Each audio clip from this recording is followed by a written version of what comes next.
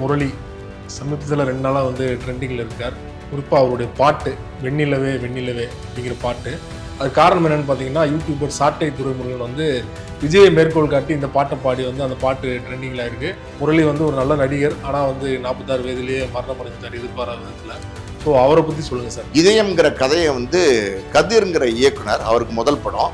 எனக்கு இப்போ கதையெல்லாம் கேட்கறதுக்கெல்லாம் நேரம் இல்லை, நான் வந்து அப்புறம் கேட்குறேன் அப்படின்னு சொல்கிறாரு. சார் ஒரு நிமிஷம் சார் அப்படிங்கிறாரு. என்ன சொல்லுங்க அப்படிங்கிறாரு. ஒரே ஒரு லைனில் அந்த கதையை சொல்லட்டுமா சார் அப்படிங்கிறாரு. யார்? கதிர். சொல்லுங்க அப்படிங்கிறாரு முரளி. அதாவது வந்து மதுரை பக்கத்தில் ஒரு கிராமத்துலேருந்து சென்னைக்கு மெடிக்கல் காலேஜில் படிக்க வந்த ஒரு மெடிக்கல் ஸ்டூடெண்ட் படித்து 5 வருஷம் கழித்து திரும்பி போகும்போது ஒரு டாக்டராக அந்த கிராமத்துக்கு போல ஒரு நோயாளியாக போகிறான் சார் அப்படின்னோன்னு முரளி கருப்பு தான் எனக்கு பிடிச்ச கலரு அந்த பாட்டு வந்து பயங்கரமான ஹிட்டு பாட்டாக அமைஞ்சிச்சு. அந்த எந்த கருப்பால் வந்து முரளி விமர்சனம் செய்யப்பட்டாரோ, எந்த கருப்பால் வந்து கன்னடத்துறையிலேருந்து விளக்கப்பட்டாரோ, எந்த கருப்பை அவரை வந்து விமர்சனம் பண்ணிச்சோ, அதே கருப்பை வந்து கருப்பு தான் எனக்கு பிடிச்ச கலருன்னு வந்து அந்த ஹீரோயின் பாடுற மாதிரி முரளியை நினச்சி அந்த பாட்டு அமைஞ்சிச்சு. ஸோ முரளி அப்படின்னா ரஜினி விஜயகாந்த் கூட இந்த மாதிரி பாட்டு அமையல இல்லையா? அஜித்தை பொறுத்த வரைக்கும் பார்த்தீங்கன்னா, அவர் ரசிகர்கள் மன்றம்லாம் வேண்டான்னு சொன்னதுக்கப்புறம் கூட ரசிகர்கள் வந்து கடவுளே அஜித்தேன்னு வந்து கோஷம் போடுறாங்க. நீங்கள் வந்து அஜித்தோட முதல் காட்சி ரிலீஸ் படம் போய் பார்த்தீங்கன்னா உங்களுக்கு தெரியும், அந்த அளவுக்கு கோஷம் போடுவாங்க. அப்படி முரளி மேலே வந்து ரொம்ப வெறித்தனமாக ஒரு ரசிகர் இருந்தார். அது என்ன அப்படின்னா, எனக்கு தெரிஞ்சு முரளி வந்து பாப்புலராக இருந்த காலகட்டங்களில் ஒரு ரசிகர் இந்த ஜோல்னா பை மாதிரி ஒரு ஜோல்னா பையை போட்டுக்கிட்டு கரித்துண்டு வந்து பை ஃபுல்லாக கரித்துண்டு வச்சுக்கிட்டு சென்னையில் இருக்கிற எல்லா செவர்களிலையும் அந்த வால் போஸ்ட்லாம் ஓட்டுவாங்கல்ல, அந்த செவர்கள் எல்லாம் பார்த்தீங்கன்னா கடவுள் முரளி வாழ்க. திடீர்னு ஒரு ராக்கெட்டுன்னு சொல்லுவாங்களா, அது போய் முரளியோட அம்மாவோட சேலையில் போய் சிக்கி சேலை வந்து தீப்பத்தி எரிய ஆரம்பிச்சிருக்கு. அதாவது முந்தானையில் பிடிச்சிருந்தா டக்குன்னு கலட்டி போட்டிருப்பாங்களா என்னன்னு தெரியல. கீழே அடியில் பிடிச்சோன்னா பயந்து போய் பதட்டத்தில் என்ன செய்யறாங்கன்னு தெரியாமல் இங்கேயும் அங்கேயும் ஓடி இருக்காங்க. அதுக்குள்ளே முரளி அங்கே இருந்தவங்க எல்லாருமே அம்மா இருங்கன்னு அந்த ஒரு பதட்டமான சூழ்நிலை வந்தால் யார் என்ன செய்யறதுன்னே தெரியாதுல்ல, அந்த மாதிரி ஒரு சூழ்நிலை. தீ வந்து குபுன்னு எரிய ஆரம்பிச்சிருக்கு. இந்த பதட்டத்தில் போனாங்கல்ல, முரளியோட மகளுக்கு, அதாவது அதர்வாவோட அக்கா அப்படின்னு நினைக்கிறேன், அவங்களுக்கு வந்து நிச்சயார்த்தம் நடந்திருக்கு. அந்த நிச்சயார்த்தம் முடிஞ்சு மாலை தான் நிச்சயார்த்தம் முடியுது. அன்னைக்கு ஈவினிங் வந்து முரளி வந்து படுக்க போறாரு, அவரோட பெட்ரூமுக்கு படுக்க போறாரு. படுக்க போனவர் வழக்கமாக பார்த்தீங்கன்னா 6 மணிலேருந்து 6:30 மணிக்குள்ளே எந்திரிச்சிருவார். ஆனால் அன்னைக்கு வந்து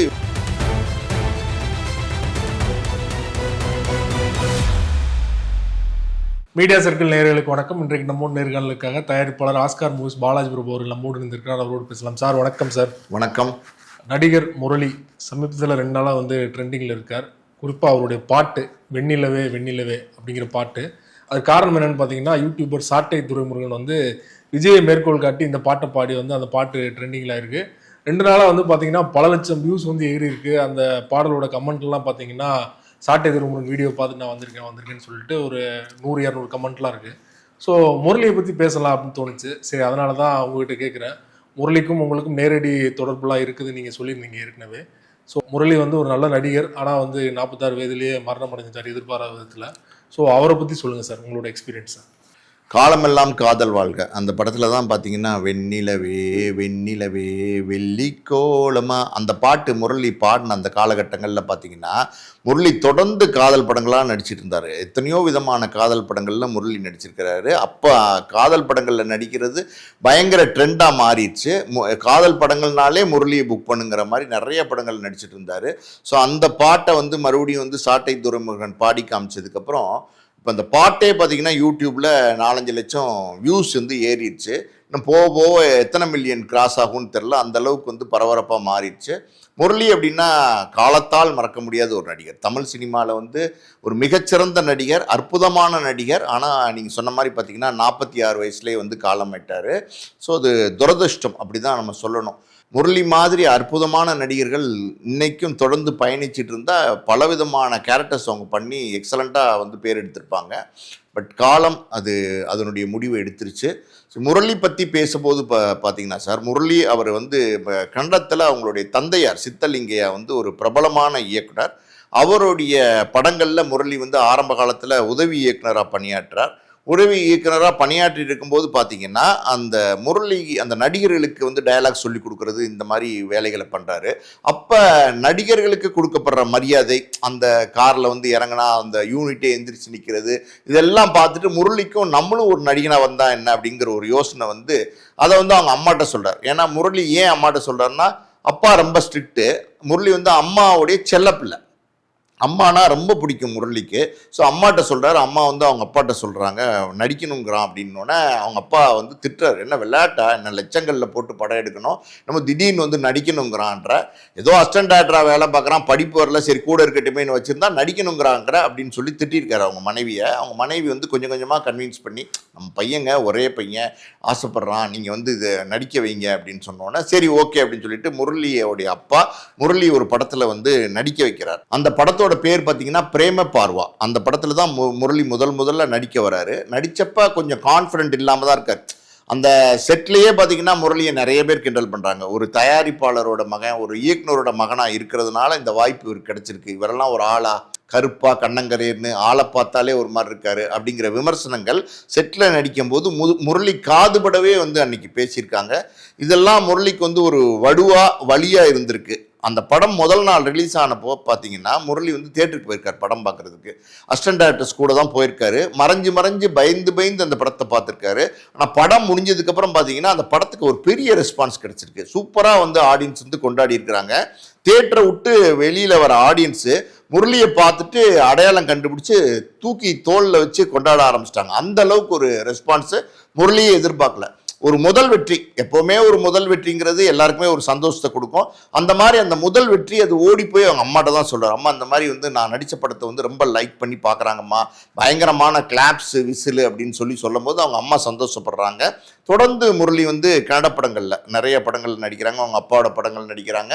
இந்த காலகட்டங்களில் பார்த்தீங்கன்னா முரளிக்கு ஒரு காதல் ஒன்று ஏற்படுது. ஷோபா அவங்களுடைய மனைவி, அதான் அதர்வாவுடைய அம்மா தான். அந்த காதலே வந்து பார்த்தீங்கன்னா எப்படி முரளிக்கு ஏற்பட்டுச்சு அப்படின்னா, இவர் வந்து எந்த பொண்ணையும் பார்த்து ஒரு காதல் வயப்பட்டு அந்த காதல் மலரலை. இவருடைய ஃப்ரெண்டு ஒருத்தர், பேரு சரியா தெரில, அவர் முரளிக்கு நெருங்கிய நண்பராக இருந்ததுனால அவர் ஒரு பொண்ணை வந்து காதலிச்சிருக்கார். அப்போ முரளியை வந்து கூட கூப்பிட்டு போவார். இந்த மாதிரி வந்து வாடா துணைக்கு வாடான்னு கூப்பிட்டு போகும்போது முரளி வந்து வேண்டா விருப்பா அந்த நண்பரோடு போயிருக்காரு. அந்த ஃப்ரெண்டோட காதல் இருக்காங்கல்ல, அவங்களோட தோழியாக தான் வந்து முரளியோட ஒய்ஃப் வந்து ஷோபா வந்திருக்காங்க. ஸோ அவங்க ரெண்டு பேரும், அதாவது வந்து முரளியோட ஃப்ரெண்டோட லவ்வரும் லவ் பண்ணுற ஒரு சூழ்நிலையில் தனியாக பேசிகிட்டு இருக்கும்போது இவங்க ரெண்டு பேரும் தனியாக உட்காந்து பேசியிருக்காங்க, முரளியும் ஷோபாவும். இப்படி பேசி இவங்களுக்குள்ள ஒரு காதல் மலர்ந்து அந்த காதல் வந்து திருமணத்தில் முடிஞ்சிருச்சு. அந்த திருமணமும் நடத்தி வச்சது பார்த்தீங்கன்னா அவங்க அம்மா தான். அவங்க அப்பா அந்த திருமணத்துக்கு ரொம்ப எதிர்ப்பு தெரிவித்தார். அவங்க அம்மா வந்து அவங்க அப்பாட்ட சொல்லி பார்த்தாங்கன்னு கேட்கல. அவங்க அப்பா என்ன சொன்னார்னா, இப்போ தான் வளர்ந்து வர நடிகனாக இருக்கான், ரொம்ப சின்ன வயசுலேயே கல்யாணம் பண்ணிட்டார், ஒரு 24 வயசுல கல்யாணம் பண்ணிட்டாரு. இப்போ கல்யாணம் பண்ணால் பார்த்தீங்கன்னா அது வந்து அவனுடைய எதிர்காலத்தை பாதிக்கும், இப்போ வேண்டாம் அப்படிங்கிற மாதிரி தடுக்கிறாரு. ஆனால் அவங்க அம்மா வந்து முரளிக்காண்டி என்ன பண்ணுறாருன்னா, தனியாக ஒரு கோயிலில் கூட்டிகிட்டு போய் அந்த கல்யாணத்தை பண்ணி வச்சிடுறாங்க. ஸோ அதுக்கப்புறம் குடும்பத்துக்கு வந்ததுக்கப்புறம் அவங்க அப்பாவுமே அந்த காதலை ஏற்றுக்கிட்டாரு. அப்படி அம்மா மேலே உயிராக இருந்த முரளி, அந்த அம்மாவுடைய இறப்பு ஒன்று அது வந்து ரொம்ப சீக்கிரமே வந்துடுச்சு. அது ஒரு விபத்து. அதாவது எப்படின்னா, ஒரு தீபாவளி அன்னைக்கு பார்த்தீங்கன்னா எல்லாருமே குளிச்சு சந்தோஷமாக புத்தாடையெல்லாம் உடுத்தி பட்டாசுலாம் வெடித்து சந்தோஷமாக இருந்திருக்காங்க. அன்னைக்கு மாலையில் பார்த்தீங்கன்னா அவங்க மொட்டை மாடியில், முரளியோட வீட்டு மொட்டை மாடியில் எல்லாருமே குடும்பமாக, முரளி மனைவி குழந்தைங்க, அவங்க அப்பா குடும்பம் எல்லாமே சந்தோஷமாக வந்து பட்டாசு வெடித்து கொண்டாடும் போது திடீர்னு ஒரு ராக்கெட்டுன்னு சொல்லுவாங்களா, அது போய் முரளியோட அம்மாவோட சேலையில் போய் சிக்கி சேலை வந்து தீப்பத்தி எரிய ஆரம்பிச்சிருக்கு. அதாவது முந்தானையில் பிடிச்சிருந்தா டக்குன்னு கலட்டி போட்டிருப்பாங்களா என்னன்னு தெரியல, கீழே அடியில் பிடிச்சோன்னா பயந்து போய் பதட்டத்தில் என்ன செய்யறாங்கன்னு தெரியாமல் இங்கேயும் அங்கேயும் ஓடி இருக்காங்க. அதுக்குள்ளே முரளி அங்கே இருந்தவங்க எல்லாருமே அம்மா இருங்கன்னு அந்த ஒரு பதட்டமான சூழ்நிலை வந்தால் யார் என்ன செய்யறதுன்னே தெரியாதுல்ல, அந்த மாதிரி ஒரு சூழ்நிலை. தீ வந்து குபுன்னு எரிய ஆரம்பிச்சிருக்கு. இந்த பதற்றத்தில் போனாங்கல்ல, அந்த மதில் சுவர் இருக்கும்ல, அந்த மொட்டை மாடியில் மதில் சுவர் இருக்கும்ல, அந்த மதில் சுவரில் ஸ்லிப்பாகி கீழே வந்து விழுந்துட்டான். அப்படியே முரளி கண்ணுக்கு முன்னாடியே வந்து கீழே வந்து உளுந்து வேகமாக இவங்கெல்லாம் அம்மான்னு சொல்லி கத்திட்டு கீழே வந்து பார்த்துருக்காங்க. ரத்த வெள்ளத்தில் அவங்க இறந்து போயிட்டாங்க. ஸோ இந்த சம்பவம் வந்து முரளிக்கு வந்து ஒரு மிகப்பெரிய ஒரு சோகம், முரளியுடைய வாழ்க்கையில் ஏற்பட்ட மிகப்பெரிய ஒரு கடுமையான சோகம்னு முரளியே பல நேரங்களில் பல இடங்கள்ல சொல்லியிருக்காரு. ஸோ அதுக்கப்புறம் அதுலேருந்து வெளியில் வர்றதுக்கே முரளி ரொம்ப கஷ்டப்பட்டார். அதாவது முரளி தமிழ் படத்துலலாம் நடிக்க வந்ததுக்கு அப்புறம் தான் இந்த அம்மாவோட மரணம் நடந்தது. ஸோ முரளி தமிழ் படத்துக்கு நடிக்க வந்ததே ஒரு சுவாரஸ்யமான கதை. கன்னட படத்தில் நடிச்சிட்டு இருந்த முரளி அன்னைக்கு வந்து முரளியோட சில ஃப்ரெண்ட்ஸ் சொல்லியிருக்காங்க, நீ வந்து தமிழ் படத்துக்கு போய் நடிக்க போனீங்கன்னா உனக்கு பெரிய வாய்ப்பு கிடைக்கும். தமிழில் வந்து நம்ம ஊருக்கார் யார் ரஜினிகாந்த் வந்து அங்கே போய் ரொம்ப பிரமாதமாக வெற்றி அடைஞ்சிட்டு இருக்காரு. அங்கே அவர் வந்து பெரிய ஒரு முக்கியமான உச்ச நட்சத்திரமாக இருக்காரு. நீ ஏன் தமிழில் போய் ட்ரை பண்ணக்கூடாது அப்படின்னு சொல்லியிருக்காங்க. அப்போ தமிழில் எப்படியாவது நடிக்க முடியாதா அப்படின்னு ட்ரை பண்ணிட்டு இருக்கும்போது தான் பாலச்சந்தர் வந்து பார்த்தீங்கன்னா முரளியோட ஒரு கன்னட படத்தை வந்து எங்கேயோ பார்த்துருக்காரு. பார்த்துட்டு ரொம்ப நல்லா இருக்கான் இந்த பையன், துருன்னு இருக்கானே அப்படின்னு சொல்லிட்டு கூப்பிட்டு வர வச்சு பார்த்துருக்காரு. அதே காலகட்டத்தில் தான் அமீர்ஜான் ஒரு இயக்குனர், அவர் வந்து பாலச்சந்தர்கிட்ட உதவியாளராக இருந்தவர் தான். அவர் வந்து பாலச்சந்தர்கிட்ட ஒரு கதை சொல்லியிருந்தார். அந்த கதைக்கு இந்த பையன் ரொம்ப பொருத்தமாக இருப்பான், ரொம்ப ஒரு சின்ன ஒரு மெல்லிய காதல் கதை, அது ரொம்ப நல்லா இருக்கும் இந்த பையனுக்கு அப்படின்னு சொல்லிட்டு அமீர்ஜனை கூப்பிட்டு இந்த பையனை பாருங்க அப்படின்னோடனே அமீர்ஜனும் இந்த பையனை பார்த்துட்டு சூப்பராக இருக்கார் சார் அப்படின்னு சொல்லி அப்படி ஓகே பண்ணப்பட்டவர் தான் முரளி. அந்த படத்தினுடைய பேர் வந்து பூவிலங்கு. அந்த படத்தில் வந்து குயிலி வந்து ஹீரோயினாக நடிச்சிருந்தாங்க முரளிக்கு. இந்த எப்படி சொல்லுது, நிலா அது வானத்து மேலே அந்த மணிரத்னம் படத்தில் பாடியிருப்பாங்கள்ல நாயகனில், அந்த நடிகை தான் வந்து முரளிக்கு ஹீரோயினாக அறிமுகமானாங்க. அவங்களும் ஃபஸ்ட்டு நடிக்கிறாங்க, முரளியும் வந்து ஹீரோவாக நடிக்கிறாரு. அந்த படத்தில் வந்து பார்த்தீங்கன்னா இளையராஜா ஒரு பாட்டு பாடியிருப்பார், ஆத்தாடி பாவாடை காத்தாட, சூப்பர் ஹிட் சாங். அன்றைக்கெல்லாம் பார்த்தீங்கன்னா அந்த பாட்டு எல்லா பக்கமும் கொட்டி முழங்குச்சு, அந்த அளவுக்கு ஒரு பிரபலமான பாடல். அந்த பூவிலங்குங்கிற படம் அதான் முதல் படம். அந்த படத்தில் ஒரு பெரிய வெளிச்சம் முரளி கிடைக்குது. அப்புறம் அடுத்து நிறைய படங்கள் பண்ண ஆரம்பிக்கிறார். புதியவன், இங்கேயும் ஒரு கங்கை, அப்படி நிறைய படங்கள் பண்ணிட்டு இருக்காரு. இப்படி ஒரு சின்ன படமாக பண்ணிட்டு இருக்கிற முரளிக்கு மணிரத்னத்துடைய முதல் படம், அதாவது மணிரத்னம் முதல்ல ஒரு கன்னட படம் பண்ணியிருந்தாரு. தமிழில் முதல் படமாக பார்த்தீங்கன்னா பகல் நிலவுன்னு ஒரு படம் பண்ணுறாரு. அந்த படத்தில் முரளி ரேவதி வந்து பேரு. அந்த படம் நீங்கள் பார்த்தீங்கன்னா எக்ஸ்ட்ராடனரியாக இருக்கும். மணிரத்னத்தோட மேக்கிங் உங்களுக்கு தெரியும்ல, அது ஊட்டியில் எடுத்திருப்பாங்க. ஒரு குதிரை பாகனா வருவார், ரொம்ப பிரமாதமாக பண்ணியிருப்பார். அந்த கேரக்டரை அவ்வளோ உள்வாங்கி அவ்வளோ அழகாக நடிச்சிருப்பார். அந்த படத்தில் உள்ள பாடல்கள் எல்லாமே வெற்றி பாடல்கள், இளையராஜா தான் மியூசிக்கு. ஸோ அந்த படம் வந்ததுக்கப்புறம் முரளி மேலே ஒரு நல்ல அடையாளம், தமிழ் சினிமாவில் இவர் ஒரு நல்ல நடிகராக வருவார் அப்படிங்கிற ஒரு எதிர்பார்ப்பை பகல் நிலவு தான் கிரியேட் பண்ணிச்சு. தொடர்ந்து முரளி வந்து நிறைய படங்கள், எத்தனையோ படங்கள் பேர் சொல்லிக்கிட்டே போகலாம், நடிச்சுக்கிட்டே இருக்காரு. சின்ன படங்களாக நடிச்சுக்கிட்டே இருக்காரு. முரளிக்கு நடுவில் வந்து பார்த்தீங்கன்னா சின்னதாக ஒரு செட்பேக், அதாவது வந்து பெருசாக வாய்ப்பு இல்லாமல் பெரிய மார்க்கெட் இல்லாத ஒரு சூழ்நிலை ஒன்று உருவாகுது. அந்த காலத்தில் வந்து முரளிக்கு வந்து ஒரு படக்கதையை வந்து ஒரு இயக்குனர் சொல்கிறார். அந்த கதையை கேட்டுட்டு முரளி வந்து இந்த கதை நல்லா இருக்கு, நம்ம நடிக்கலாம் அப்படின்னு நம்பிக்கையை அந்த இயக்குனருக்கு தேதி கொடுக்குறாரு. அந்த படம் தான் வந்து புது வசந்தம். அந்த இயக்குனர் தான் விக்ரம். அந்த படம் வந்து ஆர்பி சௌத்ரியினுடைய முதல் படம் இந்த தமிழ் சினிமாவில். அந்த படம் வந்து பார்த்தீங்கன்னா முரளிக்கு மிகப்பெரிய பேரை வாங்கி கொடுத்துருது. அதாவது ஒரு 4 இளைஞர்களுக்கு நடுவில் ஒரு பொண்ணு இருக்காங்க, எந்த களங்கமும் இல்லாமல் வாழ்கிறாங்க அப்படிங்கிற மாதிரி ஒரு அழகான ஒரு கதை. அது வந்து ஒரு காதல் கதைன்னு சொல்ல முடியாது, ஒரு நட்பு. அதை வந்து ரொம்ப கிளியராக வந்து விக்ரமன் சார் சொல்லியிருப்பார். ஒரு புதுவிதமான கதையை சொன்னதுனால தான் அந்த படம் அவ்வளோ பெரிய வெற்றி அடைஞ்சிச்சு. அந்த படத்தினுடைய பாடல்கள் எல்லாமே மிகப்பெரிய வெற்றி பாடல்கள் அமைஞ்சிச்சு. இந்த புது வசந்தம் வந்ததுக்கப்புறம் முரளிக்கு அடுத்தடுத்து நிறைய பட வாய்ப்புகள் வந்தது. அந்த காலகட்டங்களில் முரளி நடிக்கிற ஒரு படம், அந்த படத்தினுடைய பேரை வச்சு அடுத்து கூப்பிட்ற மாதிரி அமைஞ்சிருச்சு முரளிக்கு. அது என்ன படம் அப்படின்னா இதயம்ங்கிற கதையை வந்து கதிர்ங்கிற இயக்குனர், அவருக்கு முதல் படம். அவர் போய் வந்து பார்த்தீங்கன்னா நம்ம தயாரிப்பாளர் சத்யஜோதி தியாகராஜன் இருக்கார்ல, அவர்கிட்ட ஒரு லைன் சொல்கிறார். யார் கதிர் ஒரு லைன் சொல்கிறாரு, ரொம்ப நல்லா இருக்கே கதையாக சொல்லுங்க அப்படின்னோடனே முழு கதையும் வந்து அவர்கிட்ட சொல்கிறார் சத்யஜோதி தியாகராஜன்ட்ட. அவர் சொன்னதுக்கப்புறம் வந்து அவர் கேட்குறாரு, யார் இந்த படத்தில் நடித்தா நல்லாயிருக்கும் அப்படின்னும் போது இவர் கதிர் சொல்கிறார், முரளி நடித்தா நல்லாயிருக்கும். சரி போய் பாருங்கள், நான் வந்து அனுப்புனேன்னு சொல்லி பாருங்கள், கதையை சொல்லுங்கள், முரளி ஓகேன்னு சொல்லிட்டாருன்னா நம்ம உடனே தொடங்கிடலான்னு சொல்கிறாரு. கதிர் வந்து முரளி தேடி வர்றார். அப்போ எப்படின்னா முரளி வந்து இந்த சாமியார் மடம்னு சொல்லுவாங்க, இந்த ஏஆர் ரஹ்மான் வீடு இருக்கு இல்லையா, ஆமாம் அங்கே தான் வந்து முரளி இருந்தார். அவர் வீடு அங்கே தான் இருந்துச்சு. அங்கே நேராக முரளி போய் பார்க்க போகிறாரு. முரளி அன்னைக்கு பார்த்தீங்கன்னா அவர் கதிர் போய் பார்க்க போன அன்னைக்கு எங்கோ வேற ஒரு வெளி படப்பிடிப்புக்கு வெளியூருக்கு வந்து ஃப்ளைட்டில் கிளம்புறாரு. ப்ரோக்ராம் வந்து இன்னும் இங்கேருந்து கிளம்பி ஃப்ளைட்டில் போகணும். ஸோ அது பெட்டி படிக்கலாம் தூக்கிட்டு காரில் ஏற போகிற நேரத்தில் பார்த்தீங்கன்னா கதிர் பார்த்து, சார் இந்த மாதிரி ஒரு கதை சொல்ல வந்திருக்கேன் சார், சத்யஜோதி தியாகராஜன் சார்கிட்ட வந்து ஒரு கதை சொன்னேன் சார், அது உங்ககிட்ட சொல்ல சொன்னார் சார் அப்படின்னும் போது, எனக்கு இப்போ கதையெல்லாம் கேட்கறதுக்கெல்லாம் நேரம் இல்லை, நான் வந்து அப்புறம் கேட்குறேன் அப்படின்னு சொல்கிறாரு. இல்லை சார் கொஞ்சம் ப்ளீஸ் சார் கொஞ்சம் கேளுங்க சார் அப்படின்னும் போது, எவ்வளோ நேரம் சொல்லுவீங்கன்னு, 2 மணி நேரமாவது ஆகும். ஐயோ 2 மணி நேரம்லாம் இப்போ வாய்ப்பே இல்லைங்க, நான் வெளியூர் போகிறேன், வேற ஒரு படப்பிடிப்புக்கு போகிறேன், ஃப்ளைட்டுக்கு நேரமாச்சு, சாரி அப்படின்னு சொல்லிட்டு கார் டோரை திறக்கிறாரு. சார் 1 நிமிஷம் சார் அப்படிங்கிறாரு. என்ன சொல்லுங்க அப்படிங்கிறாரு. ஒரே ஒரு லைனில் அந்த கதையை சொல்லட்டுமா சார் அப்படின்னு கேட்குறாரு. யார்? கதிர். சரி சொல்லுங்க அப்படிங்கிறாரு முரளி. அதாவது வந்து மதுரை பக்கத்தில் ஒரு கிராமத்துலேருந்து சென்னைக்கு மெடிக்கல் காலேஜில் படிக்க வந்த ஒரு மெடிக்கல் ஸ்டூடெண்ட் படித்து 5 வருஷம் கழித்து திரும்பி போகும்போது ஒரு டாக்டராக அந்த கிராமத்துக்கு போல ஒரு நோயாளியாக போகிறான் சார் அப்படின்னோன்னு முரளி வந்து ஷாக் ஆகிடுறாரு.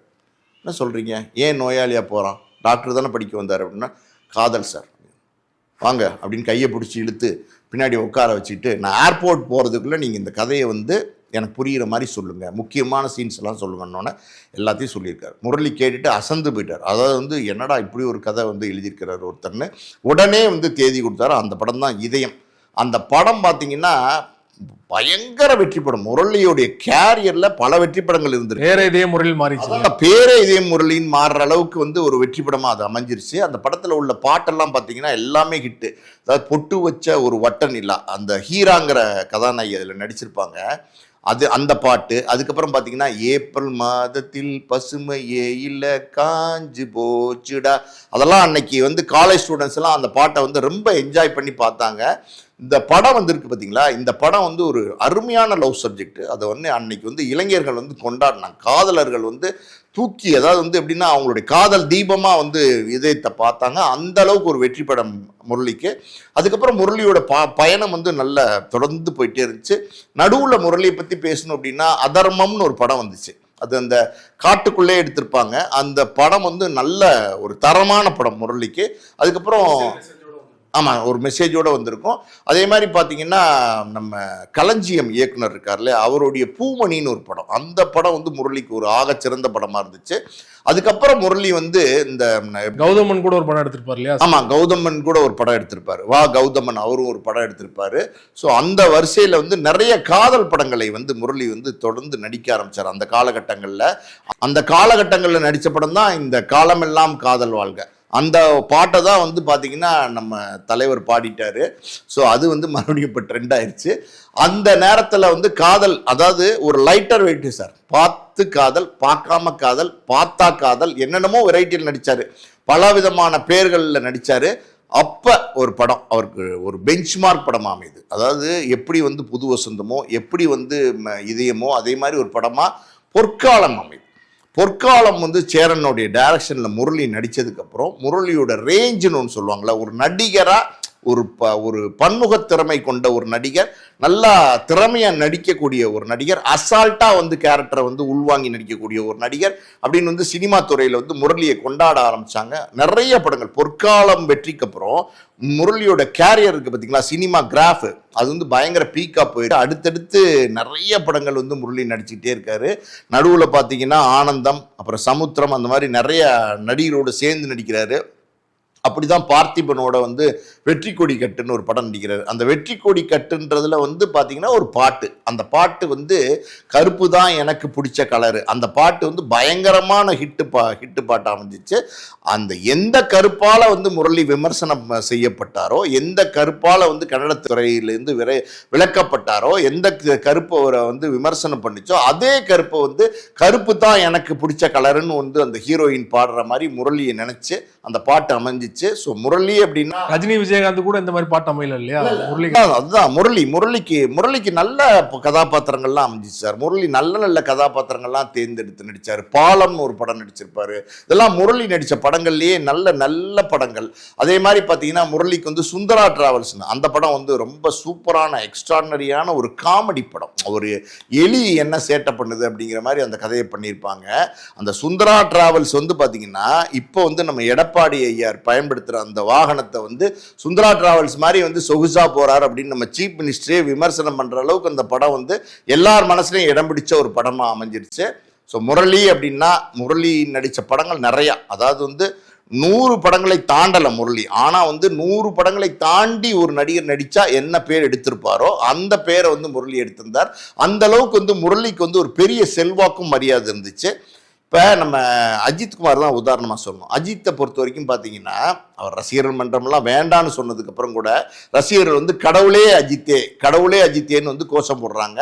நீங்கள் வந்து அஜித்தோட முதல் நாள் முதல் காட்சி ரிலீஸ் படம் போய் பார்த்தீங்கன்னா உங்களுக்கு தெரியும், அந்த அளவுக்கு கோஷம் போடுவாங்க.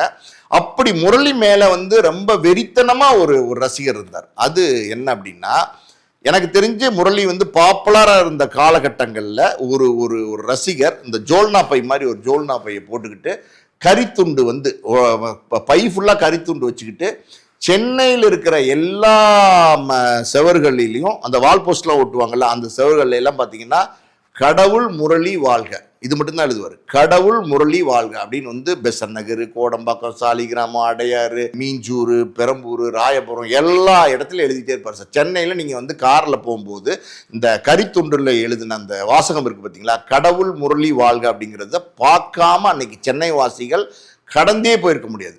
அந்த அளவுக்கு வந்து எல்லா இடத்துலையும் தெரிகிற மாதிரி எழுதினார். முரளியே அவர் ஒரு காலத்தில் வந்து பார்த்தீங்கன்னா விமர்சிக்கப்பட்டார். என்ன விமர்சனம் பண்ணாங்கன்னா, முரளியே வந்து யாரையோ விட்டு காசை விட்டு காசு கொடுத்து எழுத விடுறாரு, இந்த மாதிரி கடவுள் முரளி வாழ்க வாழ்கன்னு அப்படின்னு சொல்லி விமர்சனம் பண்ணாங்க. முரளிக்கே வந்து எப்படின்னா கோவம் வந்துருச்சு, யாரா அது இந்த மாதிரி எழுதிட்டு போறாங்க, நம்மளை திட்டுறாங்க, நான் காசு கொடுத்து ப்ரொமோஷன் பண்றாரு அப்படின்னு சொல்லி யார் அவர் அப்படின்னு சொல்லிட்டு முரளி வந்து அவருக்கு உதவியாளர்கள் இருப்பாங்கல்ல, அவங்கள வந்து ஒரு குரூப்பா அனுப்பிச்சு இது எங்க எப்ப எழுதுறாங்கன்னு பார்த்தா மிட் நைட்ல கரெக்டா பாத்தீங்கன்னா 12:30 மணிக்கு வரார் அந்த ஆள் வந்து ஜோல்னா பையிலேருந்து எடுத்து எழுதிட்டு இருந்துருக்காரு. இப்படி எழுதும்போது அப்படியே கோழி அமுக்கிற மாதிரி அமுக்கி முரளிகிட்ட கொண்டு போய் நிறுத்துறாங்க. அவரு கடவுள் வாழ்க அப்படின்னு வந்து செவரில் எழுதிக்கிட்டு இருக்கிற ரசிகர், வெறித்தனமான ரசிகர். நேரம் முரளியை பார்த்தா கட்டி பிடிச்சி, அதாவது வந்து ஐயோ தலைவரே உங்களை நேரம் பார்க்குற ஒரு பாக்கியமா ஒரு வாய்ப்பா அப்படின்னும் போது முரளி வந்து என்ன சொல்லியிருக்காரு, ஏன் இப்படி எழுதுறீங்க அப்படின்னு கேட்டிருக்காரு. அவர் உட்கார வச்சு காஃபிலாம் கொடுத்து, இல்லை சார் எனக்கு உங்களை ரொம்ப பிடிக்கும் சார். அதாவது ஒரு நடிகனை ஒரு ரசிகனுக்கு ஏன் பிடிக்குதுன்னு காரணம் சொல்ல முடியாது, ஏன் பிடிக்கலைங்கிறதுக்கும் காரணம் சொல்ல முடியாது. அந்த மாதிரி வந்து எனக்கு ரொம்ப பிடிச்சிருக்கு சார் உங்களை, அதனால தான் சார் நான் எழுதுனேன் அப்படின்னு சொன்னோன்னே முரளி வந்து என்ன செஞ்சுட்டு இருக்கீங்க அப்படின்னா, அவர் ஒரு பட்டதாரி, அவர் படிச்சுட்டு நான் வந்து இந்த மாதிரி பண்ணிட்டு இருக்கேன் சார், பண்ணாதீங்க, இதோட விட்டுருங்க, இது வந்து நீங்கள் வந்து உங்களுக்கு என்ன வேணும், ஊர் என்னன்னு கேட்டு அவர் எனக்கு அதெல்லாம் சரியாக ஞாபகம் இல்லை, அவருடைய கிராமத்துக்கே முரளியே போய் அவர் வாழ்வாதாரத்தை பெருக்கிக்கிற மாதிரி ஒரு மளிகை கடை வச்சு கொடுத்தாருன்னு நினைக்கிறேன். ஒரு சின்னதாக ஒரு மளிகை கடையை வச்சு கொடுத்தாரு அவர் ரசிகருக்கு. ஸோ சில ரசிகர்கள் நம்ம கேள்விப்பட்டிருக்கோம், அந்த நடிகர் வந்தால் தான் தாலி கட்டுவேன்னு கல்யாணம் பண்ணாமே வெயிட் பண்ண பல பேர் பார்த்துருக்கோம். அப்படி வெரைட்டியில் பார்த்தீங்கன்னா முரளியை பொறுத்த வரைக்கும் இந்த ரசிகருடைய இந்த அன்பை வந்து யாராலுமே மறக்க முடியாது, கடந்தும் போக முடியாது. அந்த மாதிரி வந்து முரளியோட கிராஃப் இருக்கு பார்த்தீங்களா, அது வேற மாதிரி இருந்துச்சு. அப்படி ஒரு சூழ்நிலையில தான் முரளியோடைய பையன் அதர்வா முரளி அவர் வந்து பானா காத்தாடின்னு ஒரு படத்தில் வந்து கமிட் ஆகுறாரு. அந்த வாய்ப்பு முரளி நடித்த அதே பேனர், அதாவது சத்யஜோதி தியாகராஜன் பேனர்லேயே அந்த வாய்ப்பை வந்து அதர்வா கொடுக்குறாங்க. அதர்வாவை வந்து திரையுலகத்துக்கு அறிமுகப்படுத்துகிறாங்க. முரளிக்கு வந்து அதர்வாவை அறிமுகப்படுத்துகிற அந்த காலகட்டங்களில் 45 வயசுன்னு நினைக்கிறேன், ஒரு வருஷத்துல இறந்து போயிடார். அந்த படம் தயாரிப்பில் இருக்கிற காலகட்டங்களில் அந்த என்னோட மகன் நடிக்கிறான் அப்படின்னு வந்து கூட நடித்த நடிகர்கள், சக நடிகர்கள், நடிகைகள் எல்லாத்தையும் வந்து ஏதோ ஒரு பிரபல பத்திரிகையில் பார்த்தீங்கன்னா அதர்வாவோட ஃபோட்டோ போட்டு முரளி பையன் அப்படின்னு வந்திருக்கு. அதெல்லாம் எடுத்துகிட்டு போய் எல்லாத்துலேயும் காமிங்க, என் பையன் நடிக்க வந்துட்டான் போது பல பேர் என்ன தெரியுமா சொல்லியிருக்காங்க, எப்பா நீயே வந்து இப்போ வந்து சின்ன பையன் மாதிரி இருக்க, உன் பையன் நடிக்க வந்துட்டாங்கிற, இங்கே கொண்டா காமி அப்படின்னு வாங்கி பார்த்துருக்காங்க. அந்த சந்தோஷம், தான் மகன் நடிக்க வந்துட்டாங்கிற ஒரு பூரிப்பு ஒரு தந்தைக்கு இருக்கும் இல்லையா, அந்த சந்தோஷத்தில் வந்து எல்லாத்தையும் காமிச்சு சந்தோஷப்பட்டாரு.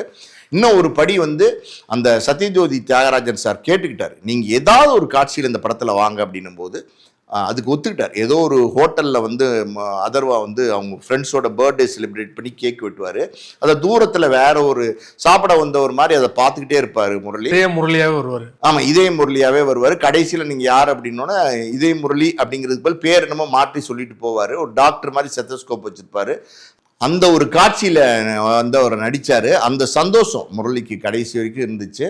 ஸோ ஒரு மகன் நடிக்க வந்துட்டான் அப்படின்னும் போது அந்த மகன் வந்து திரையுலகத்தில் ஒரு பிரபலமாக இன்றைக்கி அதர்வா ஒரு நல்ல நடிகராக மாறிட்டார், பிரபலமான நடிகராக இருக்கார், நிறைய படங்கள் நடிச்சிட்டாரு. ஆனால் அவர் கூட இருக்க முடியாத ஒரு துர்பாக்கியமான ஒரு சூழ்நிலை. ஒரு நாள் பார்த்தீங்கன்னா அவருடைய முரளியோட மகளுக்கு, அதாவது அதர்வாவோட அக்கா அப்படின்னு நினைக்கிறேன், அவங்களுக்கு வந்து நிச்சயார்த்தம் நடந்திருக்கு. நிச்சயார்த்த விழாக்காண்டி வீட்டில் சொந்தக்காரவங்கலேருந்து எல்லாருமே பல பேர் வந்து வீட்டில் தங்கி இருந்திருக்காங்க. வீடே வந்து எப்படி சொல்கிறது, விழா கோலமாக இருந்த ஒரு சூழ்நிலையில் அந்த நிச்சயார்த்தம் முடிஞ்சு மாலை தான் நிச்சயார்த்தம் முடியுது. அன்னைக்கு ஈவினிங் வந்து முரளி வந்து படுக்க போகிறாரு, அவரோட பெட்ரூமுக்கு படுக்க போகிறாரு. படுக்க போனவர் வழக்கமாக பார்த்தீங்கன்னா 6 மணிலேருந்து 6:30 மணிக்குள்ளே எந்திரிச்சிருவார். ஆனால் அன்னைக்கு வந்து இவங்க எல்லாருமே இப்போ சந்தோஷமாக இருந்துட்டு தூங்கிட்டு லேட்டாக தான் எந்திரிச்சிருக்காங்க. கிட்டத்தட்ட 7-8 மணிக்கு எந்திரிச்சு பார்க்கும்போது முரளி அறை திறக்கப்படாமல் இருந்திருக்கு. என்ன காலையில் 6-6:30 மணிக்கு என்ன வேலை இருந்தாலும் எந்திரிச்சு வர அப்படின்னு சந்தேகப்பட்டு அதர்வா ரூமில் போய் பார்த்துருக்காரு. முரளி இறந்த நிலையில் கிடந்திருக்காரு. பார்த்துட்டு அப்பான்னு எழுப்பி பார்த்துருக்காரு, இறந்த நிலையில் கிடந்திருக்காரு. அவங்க அம்மா எல்லாரும் வந்து அந்த அந்த எப்படி சொல்கிறது, விழா கோலமாக இருந்த அந்த வீடு அது வந்து ஒரு மரண ஓலமாக மாறி எல்லாருமே கதற ஆரம்பிச்சிட்டாங்க. ஏன் அப்படின்னா ரொம்ப சின்ன வயசு, ரொம்ப சின்ன வயசு. ஒரு 46 வயசுங்கிறது ஒரு மரணத்துக்கான வயசே கிடையாது. ஆனால் என்னன்னு தெரில, அவ்வளோ சீக்கிரம் வந்து இறந்து போயிட்டார். ஹாஸ்பிட்டல் கூட கொண்டு போகல. அவர் வந்து டாக்டர்ஸே வீட்டில் வந்து பார்த்து இறந்துட்டாருங்கிற சொன்னாங்க. அது ஒரு வேதனையான சூழ்நிலை. அந்த நேரத்தில் முரளி வந்து நிறைய பேர்ட்ட கடன் வாங்கியிருந்ததா சொல்கிறாங்க.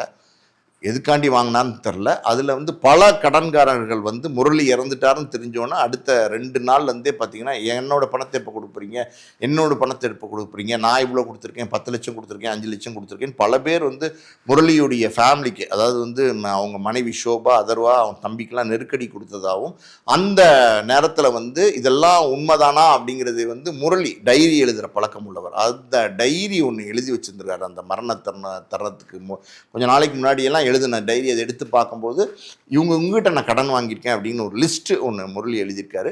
அந்த லிஸ்ட்டில் எல்லாருமே கடனை கேட்டு வந்திருக்காங்க. அந்த லிஸ்ட்டில் உள்ள ஒரு 50 பேர் இருக்காங்கன்னா 50 பேரில் 49 பேர் வந்து கடனை கேட்டு வந்திருக்காங்க. ஒரே ஒருத்தர் மட்டும் கடனை கேட்டு வரல. அந்த ஒரே ஒருத்தர் யார் அப்படின்னா திருப்பூர் சுப்பிரமணியம்.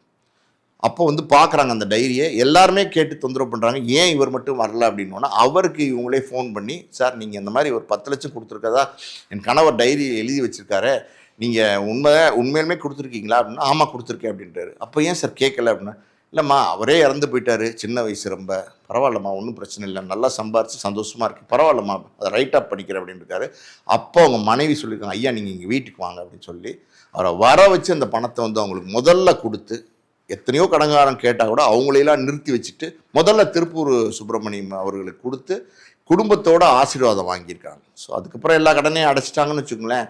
முரளி அப்படின்னா என்றைக்குமே மறக்க முடியாது. அது முரளியை வந்து கடந்தே போக முடியாது. தமிழ் சினிமா அப்படின்னு எடுத்துக்கிட்டிங்கன்னா அன்னைக்கு வந்து ரஜினி, கமல், கார்த்திக் பிரபு, முரளி, சுரேஷ், அப்புறம் ராஜீவ்னு ஒரு நடிகர் இருந்தார், ரவீந்தர்னு ஒரு நடிகர் இருந்தார், அப்புறம் பார்த்தீங்கன்னா நம்ம வசந்த்னு ஒரு நடிகர் இருந்தார். பல பேர் அன்னைக்கு பிரபலங்களாக இருந்தாங்க. ராமராஜன்லாம் இருந்த காலகட்டங்கள் தான்.